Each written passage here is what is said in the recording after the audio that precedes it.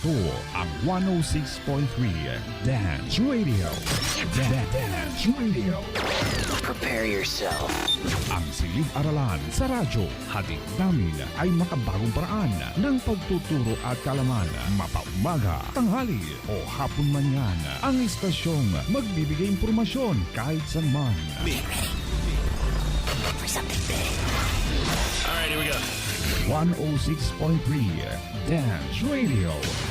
Doña Aurora National High School, Santa Rita, Aurora, Isabela. This 106.3 DWDR-FM. Physics, Chemistry, Earth Science, Biology, Biochemistry, Environmental Science. These are some branches of science. Science is about a whole lot more than that. And to sum it up, we believe that science is the way of helping the brain grow in finding new knowledge and help us defeat our curiosity and how the world develops and works today. Science. This is your class, and this is science. And now, here is your host for the day.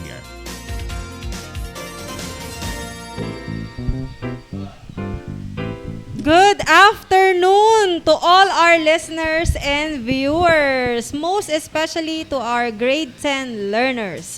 You are listening to our School on the Air, 106.3 Dance Radio, where learning is amazing. First of all, we would like to greet Dr. Rodrigo V. Pascua, the Chief Education Supervisor and our Officer in Charge. Ma'am Ruby R. Guillermo, our Assistant Principal Designate.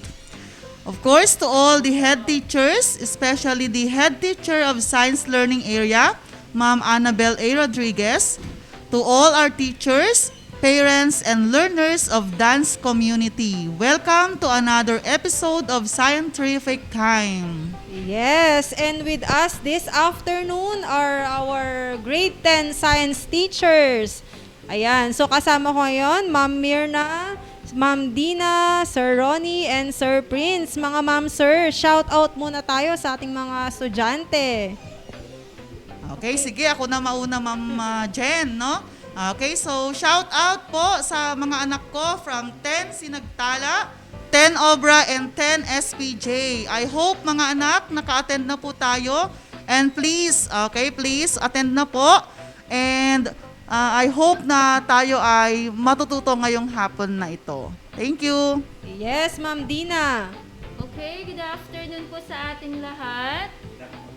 Ipa-shoutout naman sa aking mga estudyante ng grade 10, Tangile, Talisay, and Tindalo. Okay, sana naka-tune in na kayo kasi this is really very informative. Marami tayong matututunan dito. Hello. Shout out din sa aking mga grade 10 learners sa 10 Rutherford, 10 Lawan, 10 Mahogany at ang 10 Nara. Yes, Sir Prince.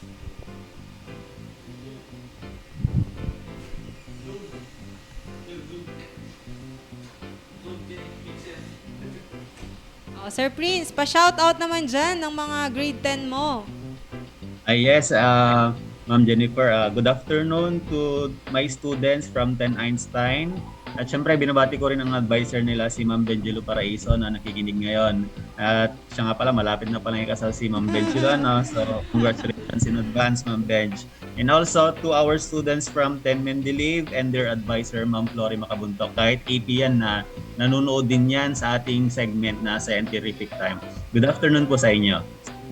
Yes, at shout out din sa aking mga 10 Kamagong at 10 Jimelina na nakatutok na ngayon sa ating FB Live at ating radio station.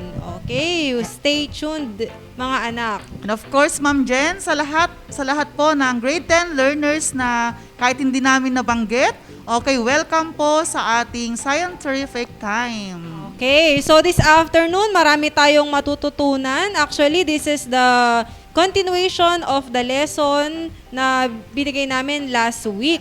Okay. Ma'am Mirna, ano ba ang ating mga mapapag-aralan sa hapong ito?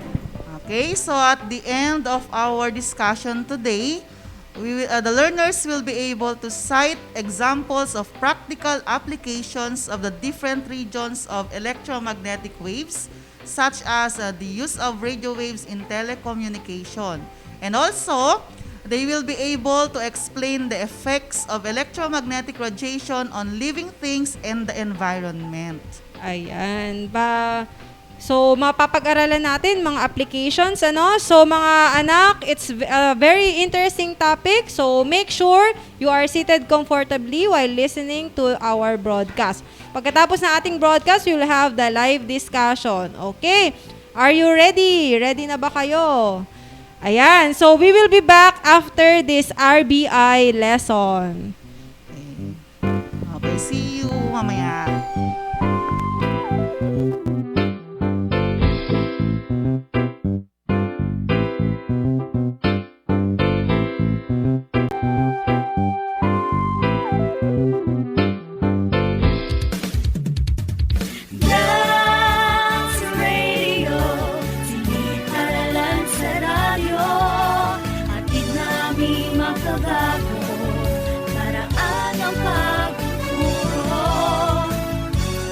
Wala nang makakapigil pa. Sulong Arangkada 106.3 Dance Radio sa Aurora, Isabela. Edukasyo'y susulong, basta na magtulong-tulong, sulong edukalidad. Dance Radio.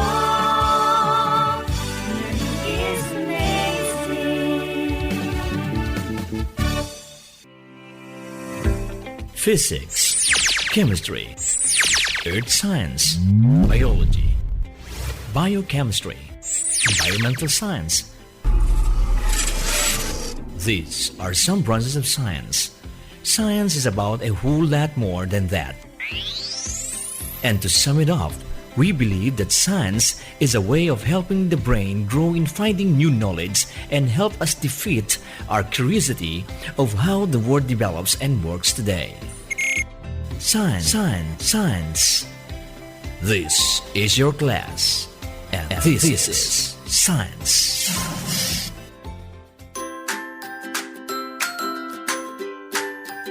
Good day, everyone! I am Teacher Yufei B. Magaway, your radio teacher in science. It's science time! I am glad to be with you in 30-minute broadcast. I hope that you will enjoy our interesting topic. Please get your writing materials, self-learning modules, and a separate sheet of paper so we can start our lesson in Science 10. The modules provide you different activities that will help you become familiar with the lessons about the practical applications of electromagnetic waves. Are you ready? Yes, ma'am. Okay, let's have a quick review of what you have learned in the previous module. What kind of wave can travel through an empty space? Ma'am, it's electromagnetic waves. These waves need no medium to propagate so they can travel even in vacuum. You are right! There are 7 kinds of electromagnetic waves. Would you name them? Ma'am, last time we made a mnemonic to easily recall these 7 kinds of electromagnetic waves. It's RMI, VUXG, which stands for R, radio waves, M for microwaves, I for infrared waves, V for the visible light, U for ultraviolet, X for X-rays, and G for gamma rays. In this mnemonic, the waves are arranged in increasing frequency and decreasing wavelength, ma'am. Yes, that's right! It is very important to differentiate these types of electromagnetic waves according to their properties like frequency, wavelength, and energy to understand deeply the practical applications of electromagnetic waves. Okay, let us recall further. Which among these waves has the longest wavelength? Radio waves has the longest wavelength and the least frequency among the electromagnetic waves, ma'am. Correct! How about the one with the highest frequency? It is gamma ray, ma'am. Gamma rays have the highest frequency but have the shortest wavelength among the 7 electromagnetic waves, ma'am. Great job! Your answers are correct. You really learned a lot from the previous module. Congratulations! That means we can now proceed to our new lesson for today. At the end of this session, you are expected to explore and learn about the wide applications and uses of the electromagnetic waves. We will start with the new lesson after this short break. Trivia time! Trivia time! Did you know that radio waves can travel forever? These waves move at the speed of light. So if there are no obstructions to bounce off, it will keep moving. Thus, the reason why some scientists and astronomers predict radio waves created years or decades ago can reach a destination outside of our solar system, let alone our galaxy. This trivia is brought to you by CBRRadioSupply.com, Kaagam, and this station. It's Science Time!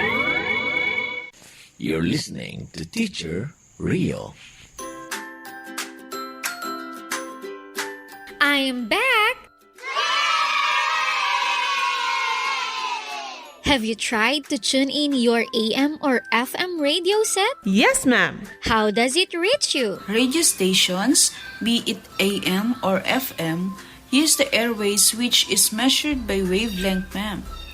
That is the reason why they are assigned at a certain frequency level, ma'am. Let us start with the one with the longest wavelength and lowest frequency. What electromagnetic wave is that again? It is the radio wave, ma'am. Very good! From the term itself, you already got an idea where it is commonly applied. Am I right? Radio waves are used in transmitting radio and television signals. Since its wavelength is long, it can transmit sound and picture information over long distances. Antennas are used to catch these radio waves in the space for you to be able to watch in your television sets and listen over your radio or cellular phones. It is not only that, but radio waves are also used in navigating places. Through the GPS of Global Positioning System, GPS is a space-based navigation system that provides geographical position and time information anywhere Wow! here on You have Earth. shared great ideas. Aside from those you have mentioned, you can also get a detailed picture of your body's anatomy and physiological processes through the MRI or the magnetic resonance imaging, which uses radio waves and powerful magnets. Are these possible through radio waves, ma'am? Yes, let us now look at the uses of microwaves. Ma'am, we have microwave oven at home. Is this microwave used in microwave ovens? Yes, you are right. Microwaves are used to reheat food by penetrating and agitating the water molecules within the food that creates molecular friction and heat. But there are greater applications of microwaves other than in cooking. Microwaves are used in terrestrial communications. It enables us to call and send text messages using our cellular phones. How is that possible, ma'am? A combination of receiver and transmitter towers are needed, and these pairs can be around 25 to 50 kilometers apart from another pair. Maybe you are wondering how we can send text messages or call someone who is hundreds or thousands of kilometers away from us. Microwave repeaters give microwave communication systems the ability to transmit data over extremely long distances. A repeater receives the transmitting signal through one antenna, converts it into electrical signal, and then transmits it again as a microwave at full strength. How can we call our loved ones overseas if towers are not built in oceans? Microwave satellite communications does the work. Since microwaves can penetrate the atmosphere, microwave signals are transmitted by an antenna to a satellite, which amplifies and retransmits the signal to an antenna to other parts of the world. This is how we communicate even from afar. Wow, that's great! I also read the microwaves are also used in radio detection and ranging or radar, ma'am. It can be used to detect aircrafts, ships, and others. Yes, you are correct. And for your information, Wi-Fi also uses microwaves. Wow! Thanks to these microwaves, I feel close to my mother, even if we are apart since she is working abroad. Okay, let's move on. We now have the infrared waves. These waves lie before the red band of the visible light in the electromagnetic spectrum. Don't you know we are very much familiar with the applications of this electromagnetic wave? Yes, we do, ma'am. We use remote controllers in many of the electrical appliances we have at home and even for toys. They all work through the infrared waves. Remote controllers use LED lights to transmit signals to control devices. It emits pulses of invisible infrared lights. Very good! What else? Ma'am, infrared waves are also used in thermal scanning, especially in airports and large facilities. It is used to show the temperature variation of our body. Our body radiates infrared, and under infrared cameras, our images appear in a variety of color. The differences in color determine the differences in temperature. That's why they can easily detect body temperatures of the arriving plane passengers even without direct physical contacts. This is useful especially today that we are in a global crisis due to COVID-19 pandemic. Great job! In addition to that, infrared also enables our military troops to see heat-emitting bodies like humans and animals in the dark using night vision cameras that capture infrared light emitted as heat by objects in the field of view. Did you find infrared useful? Yes, ma'am. Very good! We'll have more after this short break. Trivia time! Trivia time! Did you know that microwave cooking retains nutrients? Yes, according to the study by Harvard Medical School, because microwave cooking times are shorter, cooking with a microwave does a better job of preserving vitamin C and other nutrients that break down when heated. Steaming in the microwave is actually preferable to submersing foods in water, which result in a loss of nutrients. The cooking method that best retains nutrients is one that cooks quickly, heats food for the shortest amount of time, and uses as little liquid as possible. Microwaving meets those criteria. This trivia is brought to you by ACPSolution.gov, Kaagham, and this station. It's Science Time! You're listening to Teacher Rio. Okay, let's continue. What electromagnetic wave comes right after infrared in the electromagnetic spectrum? It is the visible light, ma'am. From the term alone, you already have the idea that this kind of electromagnetic wave can be seen by the naked eye. This is the only band in the electromagnetic spectrum that is visible to observers. How is this visible light used? It enables us to see things around us, ma'am. Very good. It is actually the reason why we see things and their colors. It has also medical uses. Doctors are able to observe digestive tracts through the use of the endoscope. It uses optical fibers or flexible tubes with tiny camera to navigate these internal areas of our body. Optical fibers are also used as light guides, imaging tools, and also as lasers for surgeries. Ma'am, in industries, optical fibers are also used by engineers during on-site inspection for imaging hard-to-reach places and detecting damages and faults found in these places. In the communication system, optical fibers are used in transmitting and receiving data. Yes, that is right. Visible light has plenty of uses. Thanks to our Creator for giving us visible light waves. Let us continue.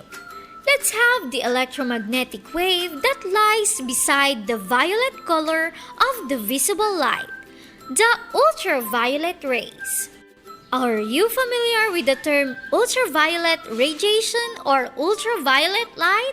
Yes, ma'am. We avoid overexposure to sunlight because of ultraviolet radiation. Yes, you are correct. These ultraviolet rays are useful to our body at minimum exposure. When your skin is exposed to sunlight, it manufactures vitamin D. The sun's ultraviolet B or the ultraviolet B rays interact with a protein called 7-DHC in the skin, converting into vitamin D3, the active form of vitamin D. What other applications of ultraviolet light do you know? Ma'am, ultraviolet rays are used in detecting security markings of sensitive documents like banknotes, credit cards, passports. These documents contain ultraviolet watermarks or has embedded clear polyester thread in them that glow in unique colors under a UV lamp. You are right! Any more? Ma'am, ultraviolet rays are also used in disinfection. It can eliminate different forms of microbiological bodies such as bacteria and viruses. In our school, the modules that we submit pass through an ultraviolet light for disinfection before they get stored in the disinfection room for a few days. Correct! This band of electromagnetic waves help us protect ourselves from the COVID-19. Are you ready to learn more about the band of electromagnetic waves that can penetrate human flesh? What do you think is its name? It is X-ray, ma'am. You got it right! It's X-ray. X-ray was accidentally discovered in 1895 by Wilhelm Conrad Roentgen, a professor in physics in Würzburg, Bavaria. Because he didn't know what the rays were, he called them X, meaning unknown rays. These rays now play important roles in medical and industrial fields. It can penetrate the flesh but not the bones. That's why it is used in diagnosing bone fractures. Chest X-rays can spot pneumonia, ma'am. Yes! Also, mammograms use X-rays to look for breast cancer. Also, short wavelength X-rays can penetrate through metals. This kind of X-rays is used as airport security scanners. X-rays have plenty of uses, thanks to Wilhelm Conrad Roentgen. Okay, we're on the last band of electromagnetic wave in the electromagnetic spectrum, the gamma rays. This electromagnetic wave is the most penetrating among the electromagnetic waves in the spectrum, since it carries high energy with it. Where do we use gamma rays, ma'am? Gamma rays are mostly used in radiotherapy. The high energy rays of gamma destroys cancer cells in the area where it was given. Gamma rays also sterilize surgical instruments because they can easily penetrate through materials, and the energy they release kills bacteria and other microorganisms. It is also used in food irrigation, a technology that improves the safety and extends the shelf life of food by reducing or eliminating microorganisms and insects. Irrigation can make food safer for the consumers. Gamma rays are useful, ma'am. Okay, dear learners, what can you say about these electromagnetic waves that we have discussed? Are they useful? Ma'am, we have learned about the different types of electromagnetic waves, and there are so many practical applications that benefits us today. Thanks to these technological advancements in electromagnetic waves, we are now enjoying the comfort in different aspects of life. Yes, you are correct. They really are. Our next lesson is about the effect of electromagnetic radiation to affect living things and the environment. Let's have more about these when we return.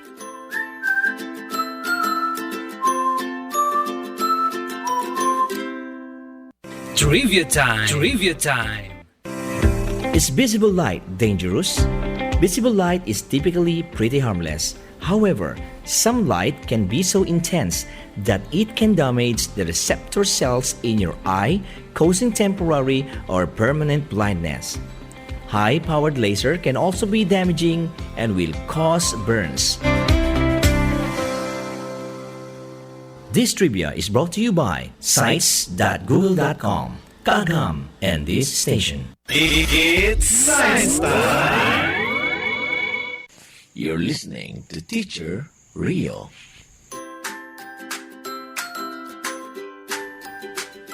From the discussions that we have had a while back, we can say that the electromagnetic waves are important to us, but excessive exposure to these essential forms of radiation can be harmful. They are harmful, ma'am? In what way they can do harm? Yes, they are harmful in excessive amount. The effect of electromagnetic waves on organisms and environment depends on the amount of energy it carries. The electromagnetic waves can be classified as ionizing and non-ionizing. What is ionizing radiation? Ionizing radiation does not have enough energy to penetrate materials and remove electrons from atoms and molecules, meaning they are less harmful because they carry with them low amount of energy. They cause less harm and damage to living organisms and the environment. What electromagnetic waves are considered non-ionizing?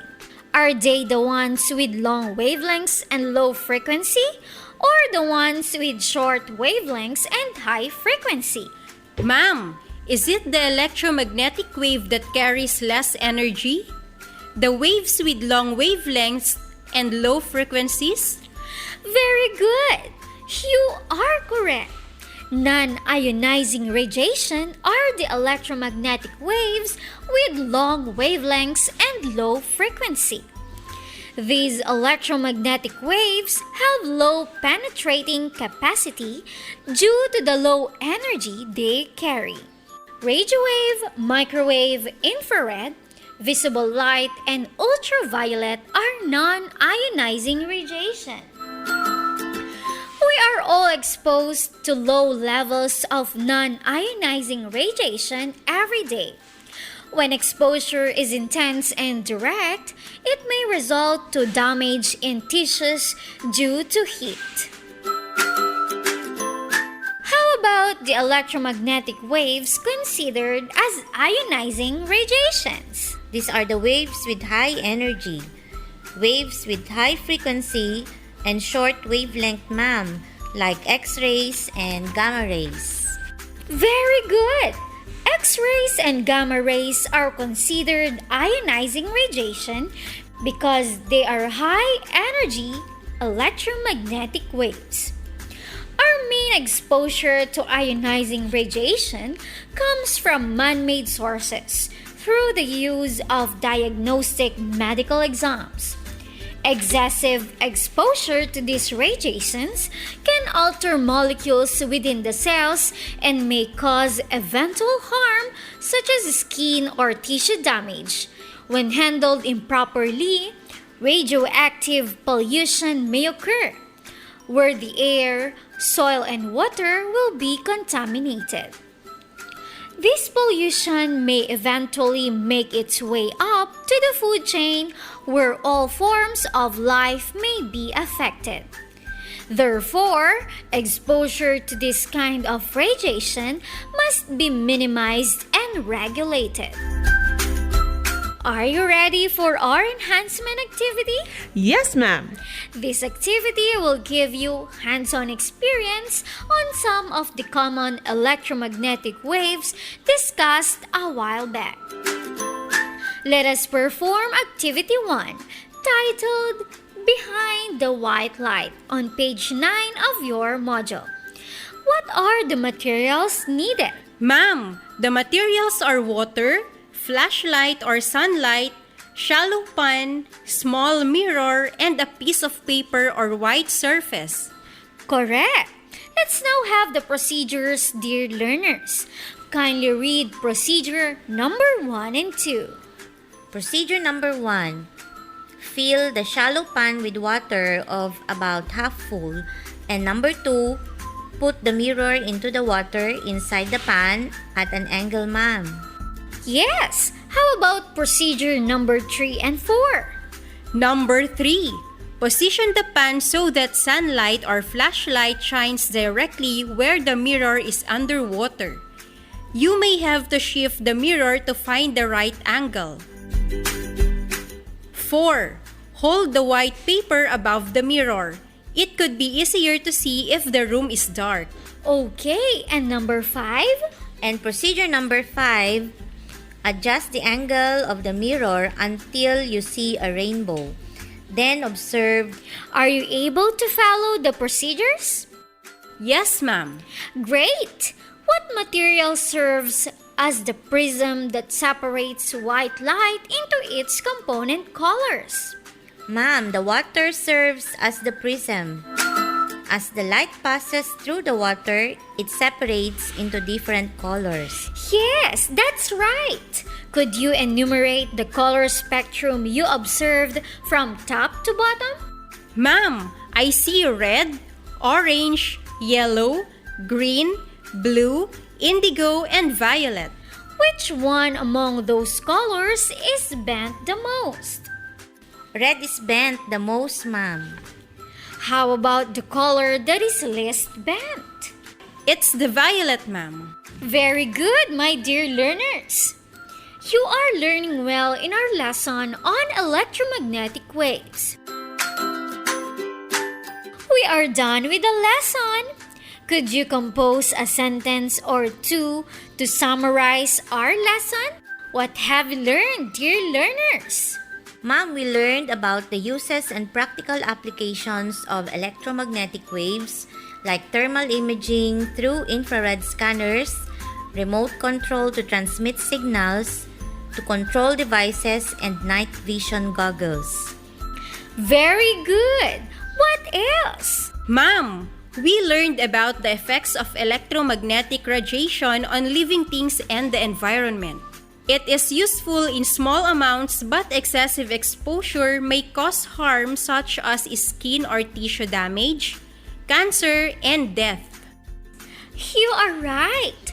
I hope that this session today sparked your curiosity to learn more about the things around us. Now, let us answer the first 3 given assessment questions provided for you on page 13 of your module to gauge how much you have learned from this module. Directions. Read and analyze each question carefully. Choose and write the letter of the correct answer on a separate sheet of paper. Question number 1. Which pair of electromagnetic waves is commonly used for communications? A. X-rays and infrared. B. Radio waves and microwaves. C. Radio waves and gamma rays. Or D. Infrared and microwaves. What is your answer? The answer is letter B, ma'am. The radio waves and microwaves are commonly used for communications. You are correct. How about in question number 2? Radio wave is most useful in which of the following applications? Letter A. Watching television. B. Treating cancers. C. Sterilizing medical equipment. Or D. Sunbathing. What is your answer? The answer is letter A, ma'am. Radio waves is most useful in watching television. You are right.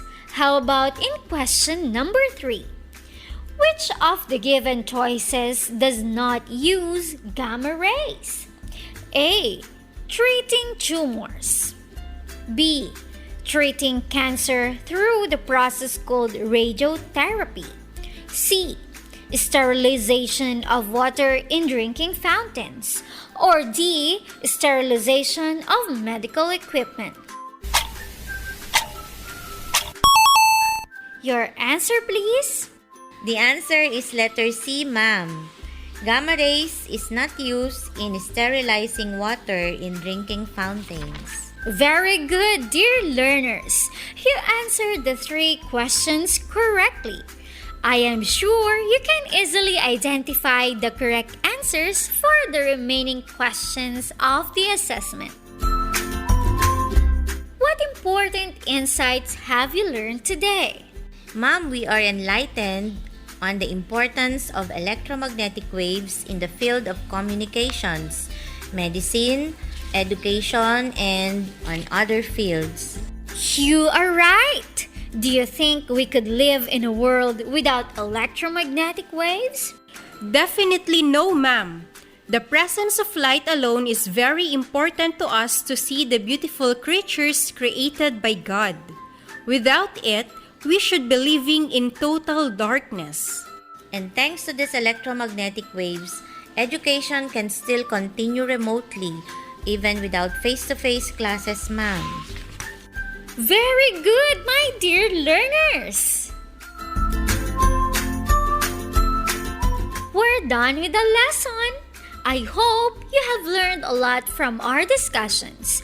Do not forget to ask your subject teachers through their mobile phones or messenger chats if you have questions. I would like to acknowledge the teachers behind this lesson. Teacher Prince Donirich C. Bugawisan and Teacher Benjelu R. Paraizo, our script writers. Teacher Rosabel R. Brillo, our language editor. Teacher Annabel A. Rodriguez, our content editor. Teacher Riza N. Marzan, our technical specialist. And I'm Teacher Rio Faye B. Magaway, your radio teacher for this hour. Thank you very much and stay tuned for our live discussion. Have a good day, everyone.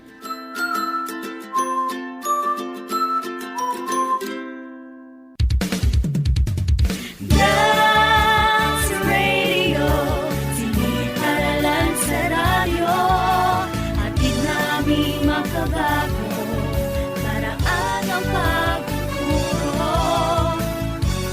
Wala nang makakapigil pa. Sulong Arangkada 106.3 Dance Radio sa Aurora, Isabela. Edukasyo'y susulong, basta na magtulong-tulong, sulong edukalidad. Dance Radio, learning is amazing.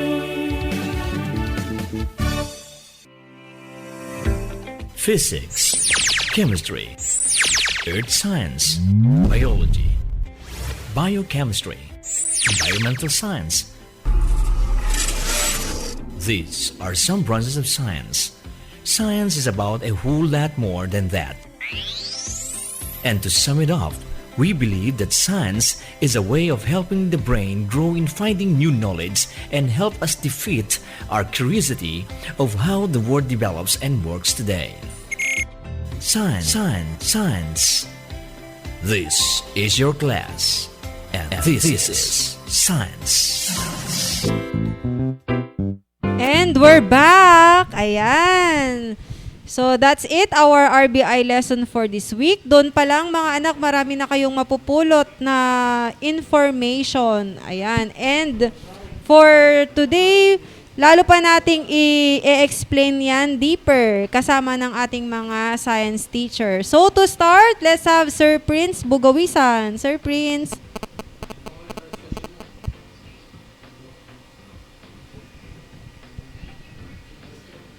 Science. Pero gusto nating bigyan din, tong topic natin is about the practical applications of electromagnetic waves. And to further understand itong applications of electromagnetic waves, we need to highlight the nature and properties of electromagnetic waves. Ano nga ba ang electromagnetic waves? Ano yung mga properties nila? And how are these properties related to the use of these electromagnetic waves? So let us review. Electromagnetic waves are actually electromagnetic radiation that travel as waves and transfer energy. So importante yan, they travel as wave and they transfer energy from one place into another. And these electromagnetic waves are classified as transverse waves that are made up of electric and magnetic fields. So if they are transverse waves, ang ibig sabihin nito, they can travel through vacuum. Kahit walang medium of propagation, pwede silang mag-travel. And they travel at the speed of 300 million meters per second. So napakabilis. So that is actually the speed of light kasi light is part of the electromagnetic spectrum. Okay, and next, ano ba yung mga properties ng electromagnetic waves? So kailangan natin i-highlight yung wavelength, yung frequency, and yung energy. So kailangan natin tandaan itong mga to ha, na the shorter the wavelength, the higher its energy. The shorter the wavelength, the higher is its frequency. And the higher its frequency, the higher is the energy. Okay, ulitin natin ha. So the shorter the wavelength of the electromagnetic wave, the higher is its energy. The shorter the wavelength, also the higher is its frequency. And if its frequency is higher, the energy carried by that wave is also higher. So madali lang naman tandaan na kapag short ang wavelength, high frequency, high energy. Yung kabaliktaran naman, kapag long ang wavelength, lower ang frequency, lower din ang carried energy. Okay, next na dapat nating tandaan, how are these electromagnetic waves interact with other materials? So, pwedeng ang electromagnetic wave kapag tumama sa another material ay pwedeng mag-reflect, pwedeng i-absorb ng material na yon o kaya pwedeng matransmit. Gaya nito, yung light, visible light. Pag tumama sa kamay natin, nagre-reflect kaya nakikita natin.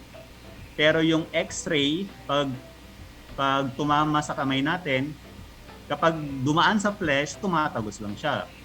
Pero kapag dumaan sa denser materials ng katawan natin, gaya ng mga bones natin, yung X-ray ay na-absorb.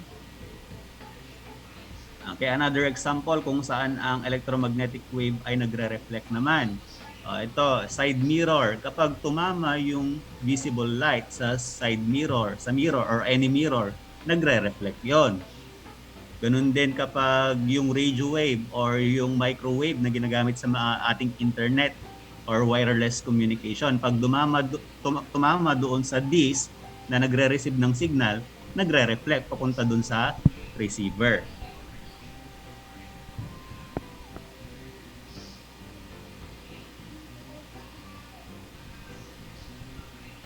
Okay, meron tayong image dito no para mas madali nating ma-memorize yung arrangement ng ating electromagnetic waves. So ano ba yung mga different regions sa ating electromagnetic spectrum? We have the radio wave, the microwave, the infrared, the visible light, the ultraviolet, the X-ray, and the gamma rays. Actually, we can have mnemonics here. Yung sa mga nakikinig natin mga estudyante, pwede nyo i-write down itong statement na to or itong sentence na to para mas ma-memorize natin yung arrangement ng mga electromagnetic waves. Okay, please take note of this statement kasi ito ang gagamitin natin para mas madali nating ma-memorize yung arrangement ng electromagnetic waves. This is the statement. Gate X usually lets in most radiation. Okay, ulitin ko ha. Please write this statement on your notes, my dear students. Gate X usually lets in most radiation. Okay, so paano natin magagamit itong statement na to para mas madaling ma-memorize yung arrangement ng electromagnetic waves? Just get the first letter of every word in that sentence at yung first letter, mga letters na yun yung first letters ng mga electromagnetic waves natin. So, subukan natin. Doon sa word na gate, what is the first letter, Sir Ronnie?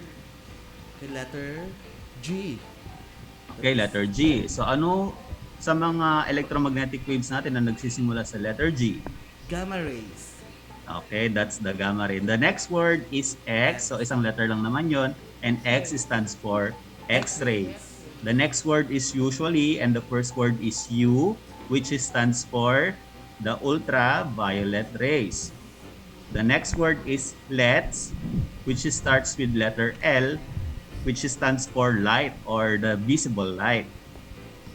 The next word is in, which starts with letter I, and I stands for infrared. The next word is most, which stands, the first word of that word is M, which stands for microwave. And the last word is radiation. The first letter of the word is R, and R stands for radiation. So gate X usually lets in most radiation. Getting the first letter in every word in that sentence, we can easily memorize the arrangement of the electromagnetic waves in the electromagnetic spectrum. So that is gamma, G, gamma, X, X-ray, U for ultraviolet, L for the visible light, I for the infrared, M for the microwaves, R for the radio waves. So as we can see in this picture, so makikita natin yung arrangement nila tapos yung wavelength nila. Ano ang may pinakamahabang wavelength? Okay. Sir Ronnie? Sir, base dyan sa nasa PowerPoint natin, may pinakamahabang wavelength ay ang radio waves. Okay, tama. So that's the radio wave. And on the other end, yun ang may pinaka-maiksing wavelength, which is the gamma ray. At yung nasabi natin kanina, yung properties nila, no? So the shorter the wavelength, the higher the frequency and higher the energy. So ano sa mga electromagnetic waves ang may pinakamataas na energy? Okay, sir, base dyan, ang may pinakamataas na energy ay ang gamma rays. Okay, very good, Sir Ronia, no? So, how about yung electromagnetic wave na may pinaka mababang energy? The radio wave, Sir Prince. Radio wave. Okay, how about yung electromagnetic wave na may pinakamataas na speed? Ano may pinakamataas na speed dyan sa mga radio waves? Okay, so sa review natin kanina, wag malilito mga students natin, ano? Doon sa review natin kanina. All electromagnetic waves travel at the same speed, and that is approximately equal to 300 million meters per second. Lahat sila from radio wave, micro, infrared, to the visible light hanggang sa gamma rays, they all travel at the same speed, which is approximately equal to 300 million meters per second. Okay? So those are the nature and properties of electromagnetic waves. To discuss deeper about the applications of radio waves, we have Ma'am Mirna and Ma'am Jennifer. Okay, thank you, Sir Prince. Okay, so thank you for that. May audio po? Okay. Okay, so again, thank you, Sir Prince, for that very comprehensive review of our past lesson on the nature of the different electromagnetic waves. Okay, so let me start with the radio waves. Okay, what are the applications of radio waves? Let us recall that radio waves are the type of electromagnetic waves with the longest wavelength. Okay, nabanggit na yan kanina, ano po? Okay, so wag nating kakalimutan that radio waves among the electromagnetic waves in the spectrum, okay, radio waves have the longest wavelength. And what are the uses of radio waves? Okay, actually, the broadcast of every radio and television program involves the use of radio waves. So, tingnan natin kung paano yan. How are then these radio waves produced? Okay, so radio waves are produced by passing an oscillating electric current through a long wire called an aerial. Or yan yung tinatawag nating antenna, no? Aerial is another term for antenna. Okay? So the frequency of the radio wave produced is the same as the frequency of the oscillating current, which allows the radio waves of different wavelengths to be produced. And take note that these radio waves have slightly different properties. Therefore, they are used for different purposes. Okay, so tingnan natin yung mga purposes or use ng ating radio waves. Okay? So first, we have broadcasting. As I mentioned a while back, so radio waves of different frequencies are used to broadcast radio and television. Okay, so at present, at this moment, pinapakinabangan na natin ang radio waves kasi tayo ay on the air, no? Through our radio station. Yan. Also, radio waves are used for communications. Okay? Radio waves are transmitted easily through air. They do not cause damage if absorbed by the human body, and they can be reflected to change their direction. So these properties make them ideal for communication. Okay, another use, we have the radio control. Radio waves can be used to send signals to control model cars, planes, and boats. Ayan, on the screen, meron tayong example dyan, no? Yung remote control car. Ayan, yung red Nissan Mini Racer. It's a remote control toy. Siguro sa mga bahay natin, sa mga kapatid natin, meron tayong mga laruan na ganyan. Okay, and it uses radio waves. Yan. Next, radio waves are also used in radio frequency identification. Okay, how? Okay, this identification system involves tagging an object, animal, or person with a microchip that responds to specific radio frequencies. It can be used to identify pets and keyless locks on doors. Okay, dun sa mga 5-star hotels, meron tayong yung mga door doon ay hindi na ginagamitan ng key. Okay, so parang may sinaswipe lang sila, yan, parang tinatapat-tapat lang na ganyan na card. Okay, so ayan, ang gamit dyan, the concept behind that is the radio waves. Okay, gamit po ay radio waves. Now, question. Can radio waves travel through walls? Okay? Ano kaya ang kasagutan? Actually, radio waves are not absorbed strongly by walls, which is why the radio and television signals can be received indoors. Kaya nga kahit nasa loob tayo ng bahay, nakakapanood tayo ng television. And then naririnig natin yung ating radio. Okay, ulitin ko. Radio waves are not absorbed strongly by walls. Okay, so tall objects like buildings and hills can prevent waves traveling directly from a transmitter, but this is not always a problem. Okay, so halimbawa, okay, merong nakaharang na tall building sa malapit sa bahay natin. Okay, magiging problema kaya yan para tayo ay makapanood ng TV. Maapektuhan kaya yung ating reception. Okay, tingnan natin ang kasagutan. Okay, in some areas, the reflection of waves of other buildings or hills can actually lead to improved radio reception. Okay, actually, nakakapag-improve pa pala yan ng radio reception. How? Okay, so tingnan natin. Okay, in hilly areas, there may not be a clear path between the transmitter and the radio. But how can a signal be received? Okay, so papasok dyan yung tinatawag nating diffraction. Okay? So, what is diffraction? Yan. Diffraction is a property of all waves which can be shown by water waves in a ripple tank. Okay? So, kung may nakikita nyo yung figure dyan, okay? The waves travel along until they reach a gap. The width of the gap is similar to the wavelengths of the waves. As the waves pass through the gap and spread out, okay, so ayan po yung tinatawag natin na diffraction.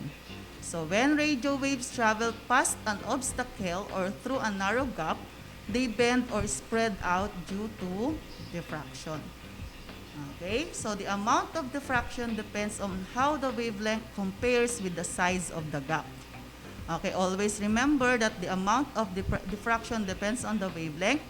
And the longer the wavelength, the greater the diffraction. Okay?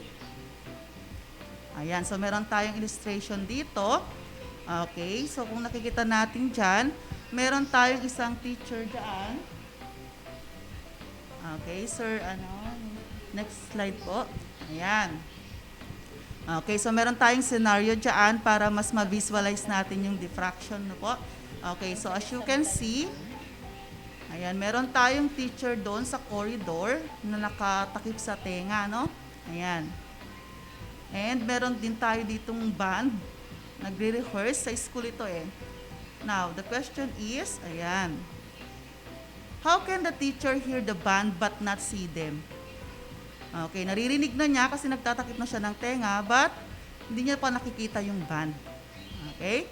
So, sound waves have a wavelength similar in size to the width of the doorway. Okay, so yung parang na-illustrate kanina dun sa unang explanation natin about diffraction, no? Of the doorway, and so are diffracted as they pass through. Okay, so na-diffract daw siya. And since light waves have a much shorter wavelength than sound waves, and so are not diffracted by the doorway. Okay, so remember, light waves have much shorter wavelength than sound waves. Okay, so this means that the band can be heard but not seen by the teacher in the corridor. Okay, so yun po yung ating Okay, diffraction. Okay, so to sum it up, okay, radio waves are the electromagnetic waves that are involved in communication. Okay, so thank you, Sir Prince. Sir Ronnie? Okay. Let's proceed sa isang uri ng electromagnetic spectrum natin. Yun ay ang microwave. So everyday, lahat yata tayo ay nakaka-experience ito, microwave. Kasi involved dito ang communication and the cell phones that we are using. So wala na yatang tao ngayon na walang cellphone. Even ang liit na bata, marunong nang gumamit ng cellphone. So every mobile phone's conversion involved the transmission of microwave signals. So ano ba yung microwave? Microwaves are a form of electromagnetic radiation. They are very short radio waves. So mapapansin niyo dyan, radio waves, then microwave. So ibig sabihin, pinakamahaba yung microwave, mas maiksi mas mahaba yung radio waves, then mas maiksi yung microwaves in terms of wavelength natin. So wavelength of microwave ranges from 30 centimeter to 1 millimeter.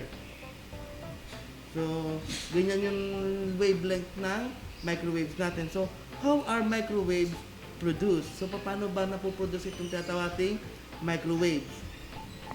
So, microwaves with different wavelengths have slightly different properties and uses. They're also produced in different ways. So, meron tayong tinatawag na long wavelength microwaves at meron naman tayong tinatawag na short wavelength microwaves. So the long wavelength microwaves are produced by aerials in similar ways to other radio waves. These types of microwaves are used for communication. So ito yung mga ginagamit sa communication, itong long wavelength microwaves. While the short wavelength microwaves are produced using the device called magnetron. These types of microwaves are used by microwave ovens and radar equipment. So ano ba ang gamit ng microwave? So saan ba ginagamit o ano ba ang gamit ito? O ano ba yung application niya? So number 1 na gamit niya ay heating food. O sa mga may microwave oven. Ang microwave oven uses microwaves to generate heat and warm the food. Yun yung una. Pangalawa, communication. Microwaves are used to send communication signals to and from the satellite.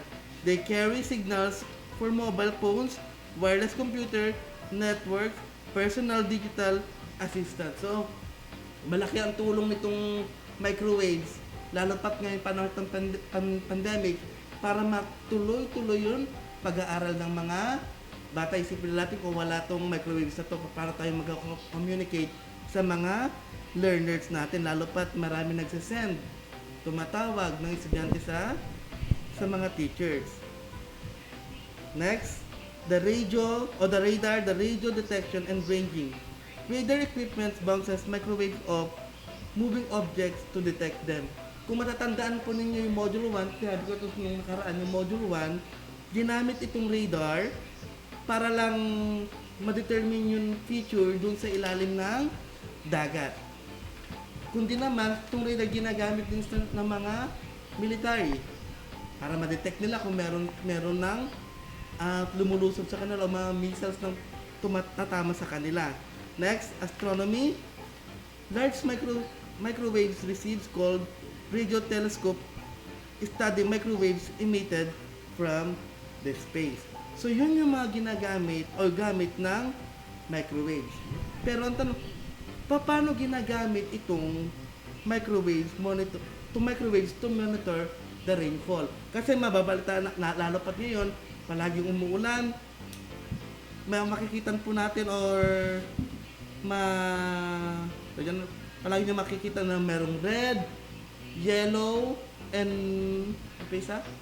orange warning. Pag red, torrential siya. Pag orange, intense. Pag yellow, heavy o heavy rain. So Sir Prince, paano ba nagagamit itong infrared or microwaves to monitor the rainfall? Kasi napakahalaga nito sa atin para malaman natin kung kailan tayo magde-declare na walang pasok, lalo pat noon merong face-to-face. Yes, Sir Ronnie, So, napakahalaga ng microwaves lalo na dun sa pag-predict ng amount of rainfall na babagsak sa isang lugar. So, ginagamit nila yung microwave. Ang property na ginagamit dyan ay yung reflection. So, tumatama yung microwave doon sa mga ulap at malalaman nila base doon sa dami ng nag-reflect na microwaves kung gaano kadami yung dalang ulan ng mga kaulapan na yon. Okay.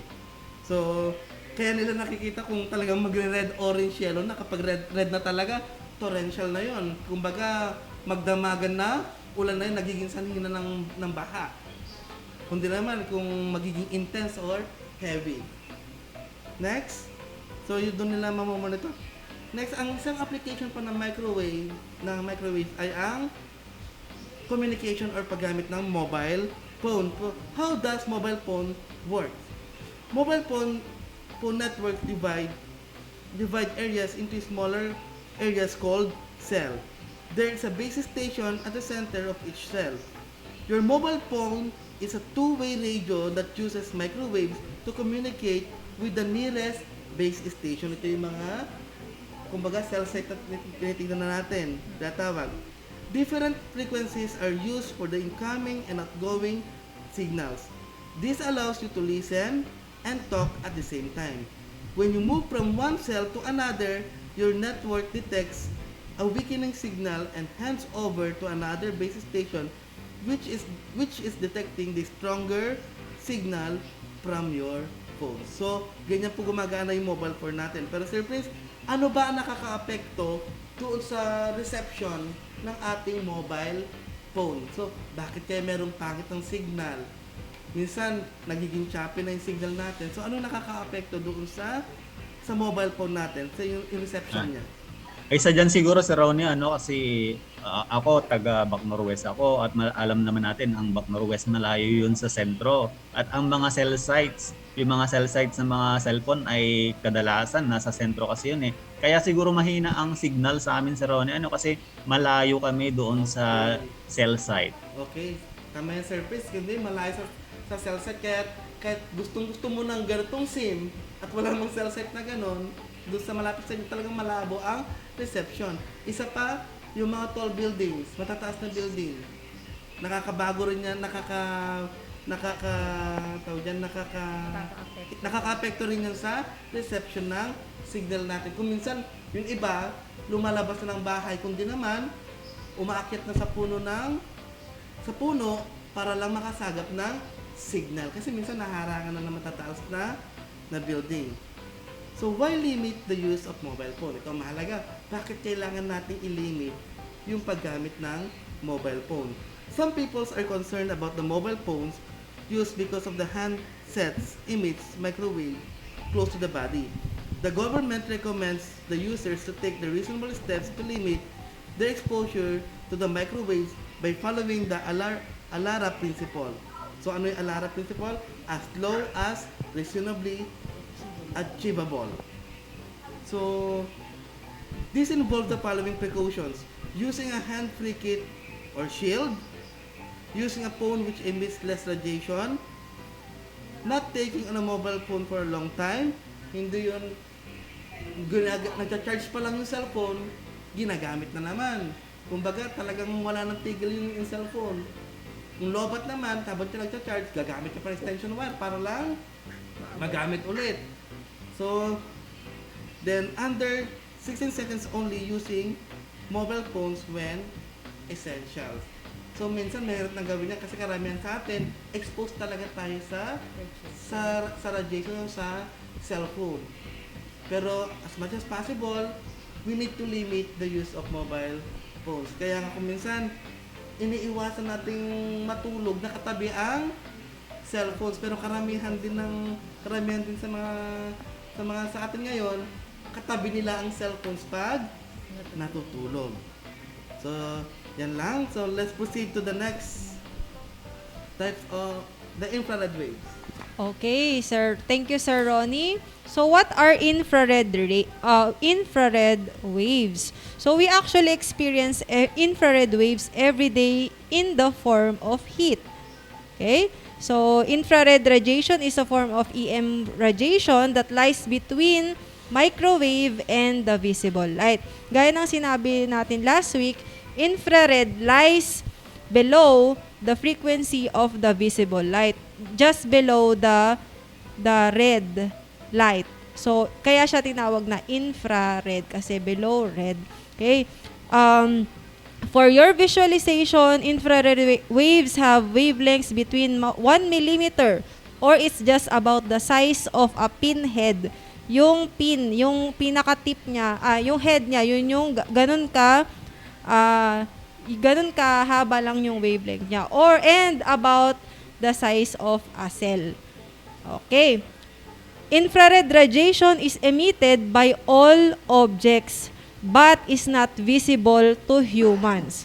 So technically, lahat ng bagay ay may ine-emit or may nire-release na infrared radiation. Okay, the hotter an object is, the more infrared radiation it emits. Okay. As an object gets hotter, visible light is also emitted. So it makes sense kasi 'di ba nasa below ng visible light siya. So the more heat or the higher the temperature, so nagkakaroon siya ng more energy. So pumupunta na siya dun sa may range ng visible light. So nagkakaroon na ng emission ng red light. Okay. So infrared radiation can be detected by special cameras. So we have what we call thermography. So thermography is a technique for visualizing the temperature of surfaces that by recording the emission of long wavelength infrared radiation. So dito makikita natin sa photo ang isang babae na umiinom ng malamig na tubig.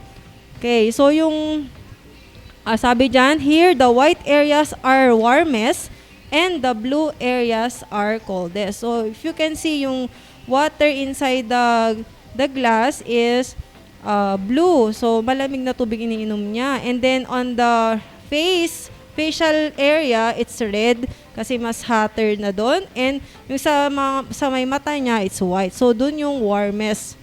Okay, so yun yung ine-emit na infrared. Okay. So next is, how are infrared waves used? So in our illustration here, there are lots of uses of infrared.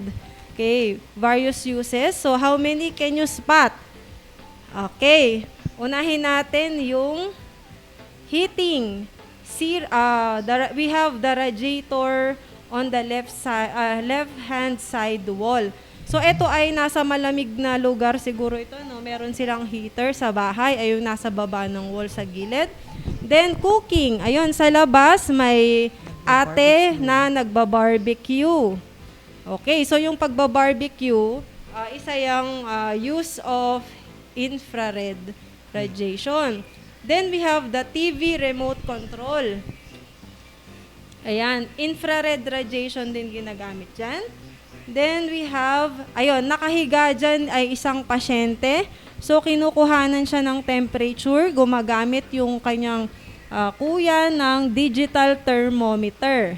Okay, yon yung ginagamit natin ngayon na pangkuha ng temperature, digital yan. It's using infrared radiation. Then, meron din siyang alarms. So, we have motion sensors in security lights and alarm. Ayun, kaya yung dog ay na-trigger yung dog dyan. Then, ayun, kaya nagkaroon ng police doon nagkaroon ng helicopter. Yun. Then, we also have cameras used by firefighters to detect people inside the building. Okay. So, yun, yung ginagamit ng mga firefighter, mga night vision cameras. Yan. Cameras used by police to detect criminals under cover or at night. Yun. Then, next. So, yun yung mga uses po ng infrared radiation. So, tingnan nga natin. Okay, so the infrared radiation emitted by the sun, radiators, solid fuel fires, and electric fires is also used for heating. So, paano natin na-detect? Kasi hindi nga natin makita ang infrared radiation. So, how can we detect? So, it is detected by our skin sense of touch, no? Yung mga nerve endings ng ating balat. Yan. So, pag nagba-barbecue po kayo, tandaan, kayo ay gumagamit ng infrared radiation. Okay. Heat is transferred through the food by conduction. Next. Ayan. So, not all, kanina, sa pagluluto, hindi na, those are long wavelength infrared. Meron din naman hindi thermal or hindi heat. Okay, we have the short wavelength radiation, infrared radiation. These are not hot and cannot be detected by our skin. So, ito yung sa remote controls. The pulses of infrared radiation from the remote control can only travel in straight line to the device being controlled. So, pag kayo ay gumagamit ng remote control sa TV ninyo, kailangan naka-straight. Straight path. So, wala dapat, hindi siya nagke-curve. Then, wala dapat nagbablock sa kanya. Ayan, sa thermometer, nasabi na natin yan. Okay, sa alarm naman. So, itong alarm kasi is, dinedetect niya kung may changes doon sa infrared radiation. Yun nga sabi ni Sir kanina, kung may nagre-reflect or may na-absorb, ayan, madedetect kasi yan nung mga tinatawag nating detectors. Ayan, for security purposes. Ayan, security lights and burglar alarms. Ito yung burglar alarms, yung may masisensya kung may gumalaw sa area. Ayan. Ayun kasi may changes kasi sa infrared yun, kaya nadedetect niya. So, mag-a-alarm siya. Okay. Ayan. So, what is light? Next is, Sir? Will be discussed by Sir Ronnie and Sir Prince. Ang ating visible light. Okay, so the next region in the electromagnetic spectrum between the infrared and the ultraviolet region is called the light or the visible light, with the wavelength between 390 to 780 nanometers. Bakit kaya tinawag na visible light ito? It is called visible light kasi itong type ng radiation na to or electromagnetic wave na to, yan ang nadidetect ng naked eye natin. Kaya tinawag siyang visible light. Yung other types of electromagnetic waves, hindi nadedetect ng mata natin. Pero nadedetect yun ng mga machines, lalo sa mga hospital, kung nagda-diagnose sila ng mga sakit. So, ano ang gamit ng light? Siyempre, unang-una para makakita tayo, kasi kapag walang light, wala tayong makikita. Total darkness. Nasa total darkness tayo kapag walang light. Isa pang gamit ng light ay para sa imaging. Pag nagpipicture tayo. Di ba pag madilim, kailangan ng flash. Kaya may flash sa camera. Kasi kapag walang flash at madilim, walang light, hindi makakapture yung portrait or yung landscape. Another use of light is for navigation. Gaya nito, lighthouse. So, minsan namasyal kami sa Ilocos Norte as part ng field trip namin. Nagpunta kami sa Cape Bojador Lighthouse sa Ilocos Norte. So, yung lighthouse, lalo pag gabi, naka-on yung ilaw niyan para mag-guide yung mga mangingisda na nagpalaot para hindi sila mawala. Kasi madilim dun sa dagat. Pag madilim doon, pwede silang maligaw, mawala. So, ang gamit ng lighthouse, pag nakikita nila yung ilaw galing sa lighthouse, alam nila kung saan sila direction babalik dun sa pinanggalingan nila.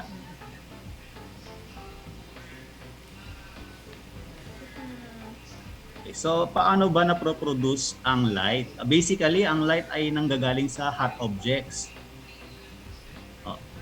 Ang pinaka-basic source ng light natin is the sun. So napakainit kasi doon sa sun, ano, because of the nuclear fission reaction na nagte-take place doon sa sun, nag-i-emit siya ng high energy which produces light. Paano kapag walang sun pag gabi? Saan nanggagaling ang light? So pwedeng manggaling yan sa bulb. Ano ba ang meron sa bulb? Meron niyang filament sa loob na kapag dumaan ng kuryente, sobrang init niyan. Dahil sa sobrang init niya, doon na siya nagpo-produce ng light. Meron din yung ibang uri ng bulbs natin na hindi siya filament ang gamit, kundi gumagamit ng neon lights, yung iba't ibang kulay na bulb. Sa neon light naman, ang nasa loob nun instead of filament ay meron silang neon gas na kapag dumaan ang current doon sa neon gas, nag-i-emit yun ng light din. Okay, so maliban sa sun at sa filament bulb o kaya sa neon bulb, ang light ay nanggagaling din sa fluorescence. Ano itong tinatawag na fluorescence? May mga objects kasi na kapag natamaan ng UV radiation ay nag-i-emit sila ng light. Gaya ng yung life vest, yung mga nasa daan, lalo pag gabi yung mga rider, di ba parang reflectorize yung kanila, yung mga vest nila. Na kapag natamaan sila ng UV, doon sila nag-glow-glow. Yung mga glow in the dark, mga ganun. So fluorescence ang tawag doon. Meron din tinatawag na chemiluminescence, kung saan kapag nagkaroon ng chemical reaction, nagkakaroon ng visible light. Or meron din tinatawag na bioluminescence, yung mga living things na gi-emit din sila ng light. Gaya na yung common sa atin ay yung fireflies. So due to bioluminescence, nakakapag-emit sila ng light. Yung anglerfish din na naninirahan sa deepest part of the ocean. So, nag-i-emit sila ng light na pan-trap naman sa mga pagkain nila. Okay, maliban doon, saan pa ginagamit ang light? So, ang light ay ginagamit din sa communication. Noon pa man, kahit wala pang internet, ginagamit na ang light as means of communication gamit ang Aldis lamp. So, nagsesend sila ng pulse ng light as signal gamit yung Morse code. So, flashes of light yon, tapos on the other end, ini-interpret yon kung ano yung message na sinesend nung nagsesend ng flashes ng light. So, ngayon, mas advanced na. So, same yung idea, pero ang ginagamit na natin ay fiber optics. Siguro lahat familiar na dito sa atin, yung doon sa fiber optics, kasi usong-uso ngayon yung internet na fiber connection. Okay, kapag meron tayong fiber connection, yun ay gumagamit ng light to send data from one location to another. Ano ang advantage ng paggamit ng fiber optics sa communication? Una, mas mura. Mas mura ang internet. Maliban sa mas mura, mas bumilis din ang internet. Pero ang idea the same din. So nagsesend lang siya ng flashes of light dahil mas mabilis yung light kaysa dun sa pag-travel ng electric pulse, mas mabilis ang fiber optics connection.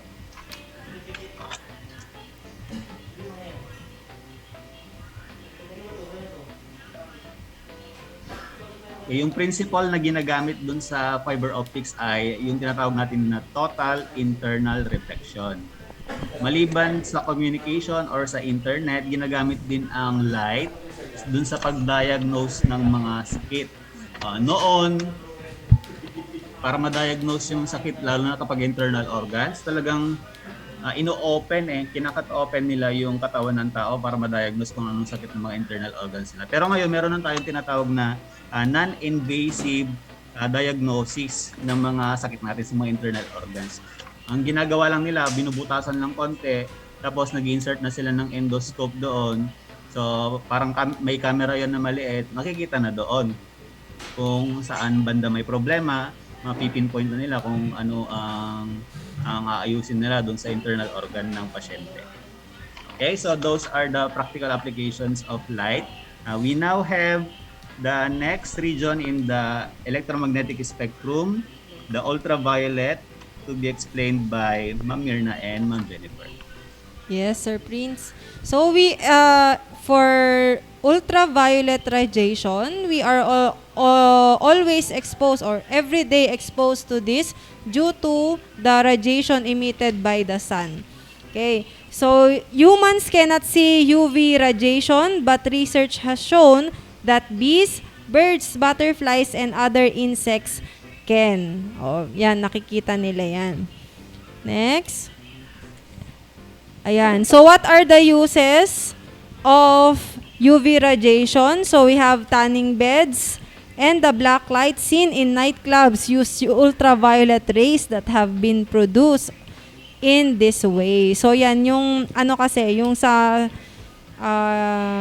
electrical sparks and arc weldings, yan, dun kasi napoproduce ano. Then, what is ultraviolet radiation used for? Okay, so we have bright clothing. So, certain chemicals can absorb UV radiation and then re-emit it as visible light. Some washing powders use this to make white material appear whiter in sunlight. Such chemicals are also used in safety clothing. Then, we also have security marking. So, we have special inks that are only visible under UV radiation are used to security mark expensive items. Yung sa mga banknotes natin, di ba ma'am? Okay. Then, tanning. Okay, kung gusto mo magpatan, yan. UV radiation is in sunlight causes skin to tan. Tanning beds imitate sunlight by emitting artificially produced UV rays. Yun. Tayo kasi tan na tayo dati, so hindi na natin kailangan yan, ano? Yan. Then, how can UV radiation help prevent fraud?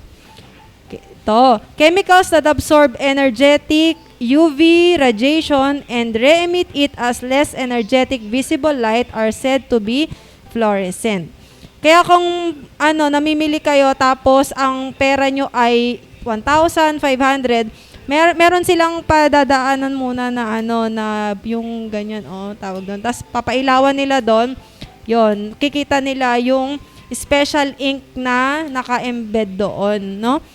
Yan. So, fluorescent inks that are not visible under normal light. Yan, yung banknote nga na sinabi natin. So, kung wala yon, ibig sabihin, peke po yung pera. Then, we also have, ayan, so, UV radiation affect our skin. One advantage is that UV can help our body produce vitamin D to make our strong bones. Ayan. Then, pero, overexposure naman can lead to premature aging or increase the risk of skin cancer. Ayan. Pwede rin sa mata. Nakakasira din sa mata. Okay, so as Ma'am Jen said, no, prolonged exposure to UV radiation carries serious health risks and so protection is important. Sabi nga natin, it can cause cancer.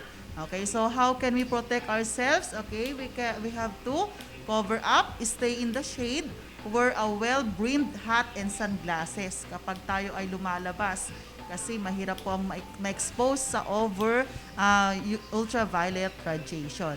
Also, we can use sunblock and sunscreen to protect our skin by blocking the UV radiation. Okay, so when out in the sun for prolonged periods, this should be applied to the skin generously and often. Okay, so protection, always remember, my dear learners, protection is essential for workers who are routinely exposed to UV radiation. Okay, so for the welders, they must use a head shield to protect their eyes and wear thick clothing to protect their skin. Okay, so sa atin din, wag tayong masyadong magpa-expose, okay, sa ultraviolet radiation.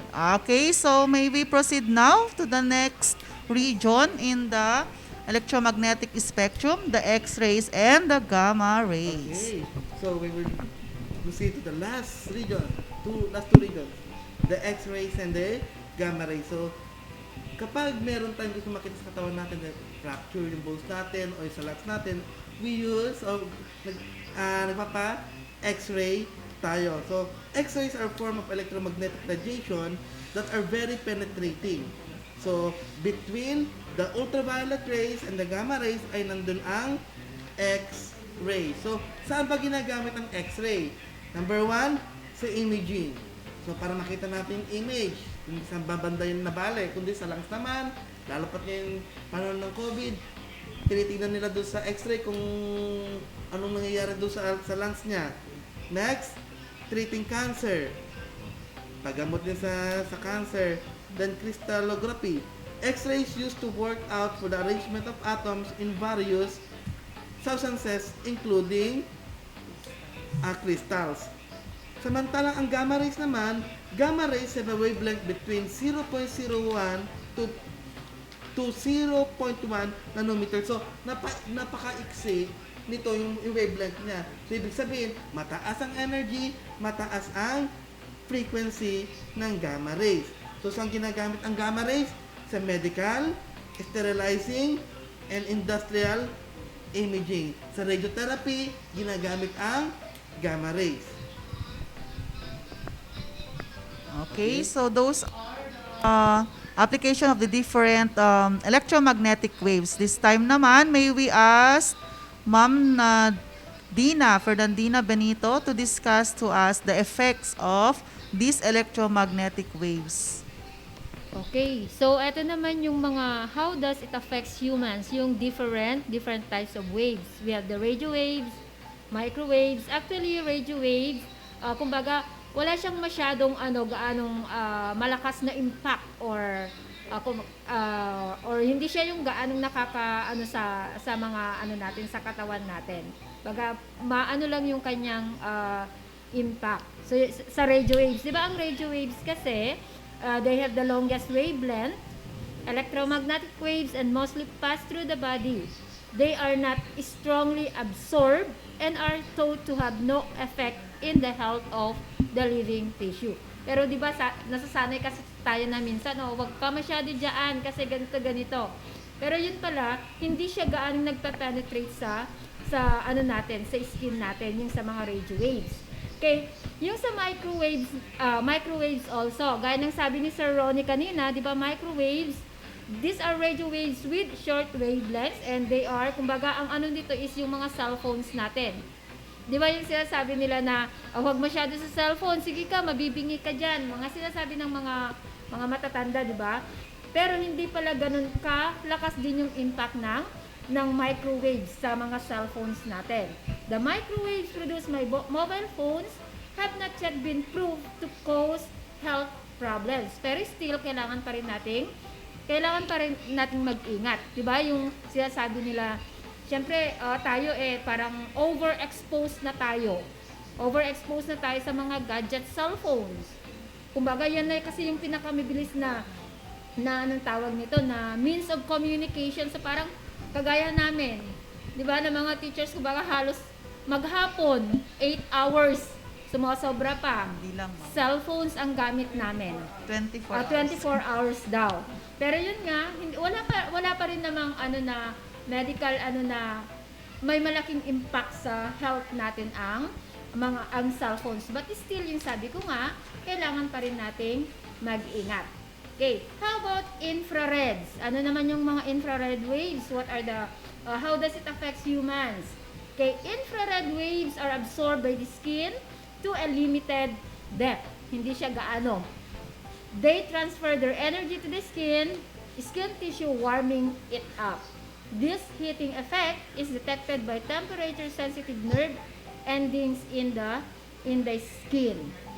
Infrared waves from this grill hit, for example, yung nandun sa yung naka-flash sa screen natin, this grill hit the surface of the meat. If the meat absorbs too much energy, it will become burnt. So parang tayo din, yung skin natin, pag na-overexpose tayo sa sunlight, pag na-overexpose tayo, of course, mangingitim din tayo, parang masusunog din tayo, kaya yan, yung nasa sunburn tayo. Okay? How about the visible light? Visible light naman tayo. So, your eyes detect visible light, which does not normally pose any health risk. However, very bright light can damage your eyes and may even make you blind. So, parang yung nangyayari sa amin ngayon dito ni Sir Ronnie. Sa amin yung light, talagang nakakasilaw siya. Tapos parang talaga.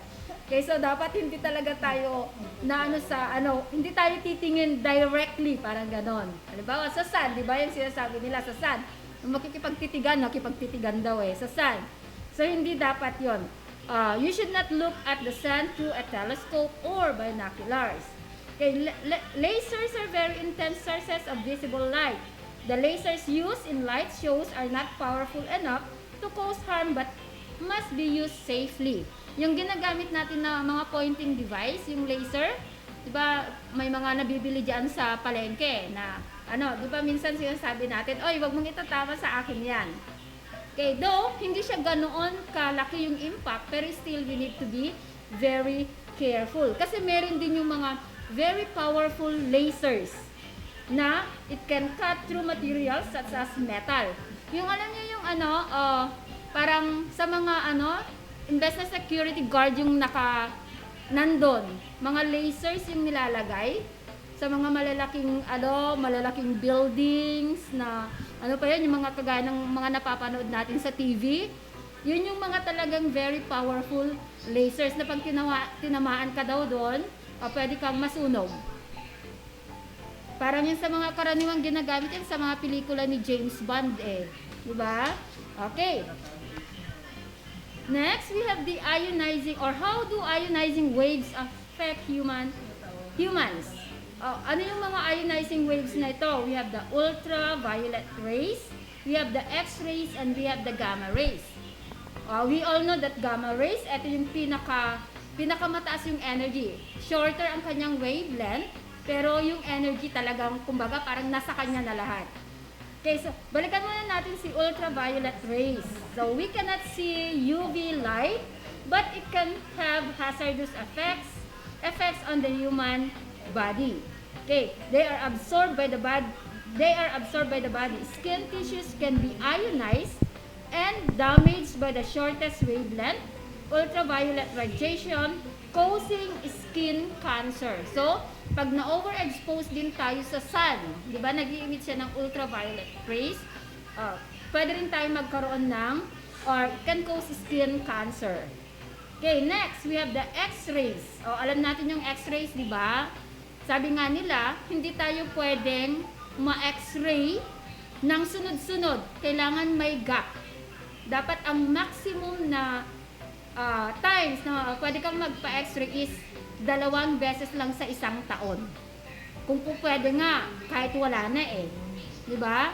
Okay, so X-rays pass through soft body tissue such as skin and muscles without being absorbed. Denser tissues such as bone absorb some X-rays and can be ionized. Okay, then it can cause, kasi yung X-rays and gamma rays, they can cause mutation of genes which can lead to cancer. Okay, gamma rays pass through the body but very high energy waves can ionize atoms in living tissue. Yung sabi ko kanina, X-rays and gamma rays, they can cause mutation of genes which can lead to cancer. So masyado na kasing mataas yung nung X-rays and the gamma rays. Okay, so remember hindi ibig sabihin na discuss namin sa inyo na kumbaga the radio waves, microwaves, kumbaga hindi siya ganon kalakas yung impact sa health natin, but still we need to be very careful in using sa mga cell phones, for example. Okay, so yun lang po. Okay, thank you, Ma'am Dines. So once again, ulitin ko po. Ayan, too much exposure can kill you. Ay, hindi. Yes. Parang kanta, too much love can kill you. Okay, so lahat naman po kasi ng bagay kung sobra, yes, ay makakasama sa ating katawan. Okay, so my dear learners, today nalaman natin yung mga kahalagahan, uses ng electromagnetic waves, but along it, yung maging responsible tayo. Huwag tayong masyadong magpa-expose sa mga electromagnetic waves. Okay, Sir Prince? Sir Prince? Yes, Ma'am Mirnano. Gusto ko lang dagdag na too much exposure dito sa mga ionizing radiation natin like the ultraviolet rays, X-rays, and gamma rays ay pwede niya kasing masira yung DNA natin. Yes. So pag natamaan yung mga reproductive cells natin like the sperm cells, mga egg cells, pwedeng ma-disarrange yung DNA natin. At kapag na-disarrange yun, pwedeng magkaroon ng mutation na on the bad side kasi baka magiging abnormal ang mga anak natin, kapag natamaan tayo ng or too much exposed tayo sa mga ultraviolet ray, X-ray, and gamma rays. Or in short, mga ionizing radiation. So kapag involved tayo sa mga electromagnetic waves na ito, kailangan mag-ingat talaga tayo. Or kung pwede, iwasan na talaga itong mga types of electromagnetic waves na ito. Okay, precisely, Sir Prince. Ayan. So, my dear learners, naka-flash dyan yung inyong sasaguting validating question to be submitted to your science teachers. Okay, basahin ko lang, no? Okay, so explain why excessive exposure to ionizing and non-ionizing radiation poses danger to living things like humans and animals. Okay, so ayan po, pakisagutan po yan and send to your science teachers. Okay, so that ends our lesson for today. We hope you have learned a lot on the applications and uses of the different electromagnetic waves. Once again, thank you, my dear discussants, Sir Prince, Sir Ronnie, Ma'am Dina, Ma'am Jen, and Sir Mark on the technical side, and of course, Sir Dennis. And to you, my dear grade 10 learners. Okay, keep safe everyone and have a good day. Bye. See you next time. See you next week.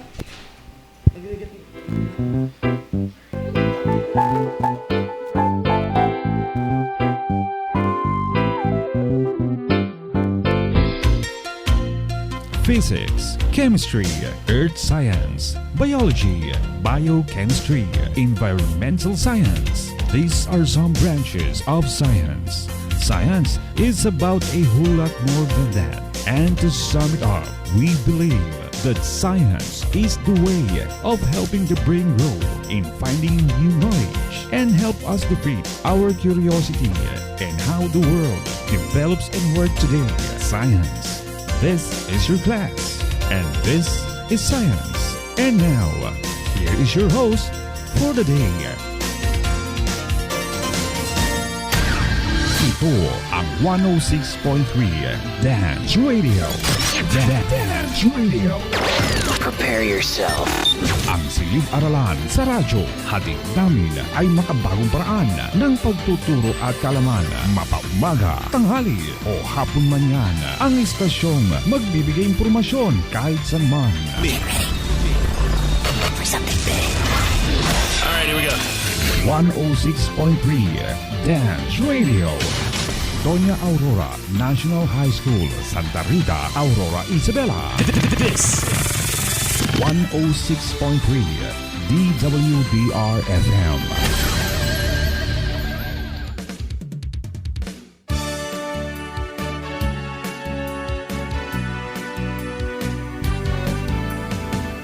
Nais mong matuto, buksan mo ang iyong radyo.